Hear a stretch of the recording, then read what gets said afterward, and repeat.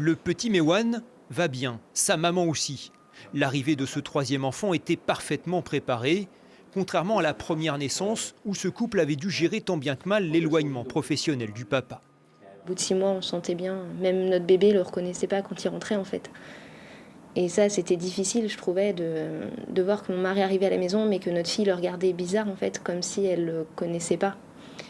Et du coup, en parlant tous les deux, on s'est dit que c'était peut-être le bon moment effectivement pour changer de métier et peut-être pouvoir se rapprocher. Mais parfois, cette première année qui suit l'accouchement peut basculer. C'est ce qu'on appelle la dépression postpartum.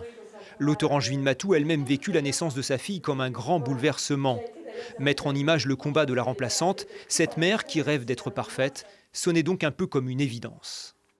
Si on m'avait dit avant que ça pouvait ne pas bien se passer et que c'était normal, enfin qu'il y avait beaucoup de femmes qui le vivaient autour de moi, j'aurais pas eu ce sentiment d'être la seule à me sentir bête et nulle et inutile, quoi.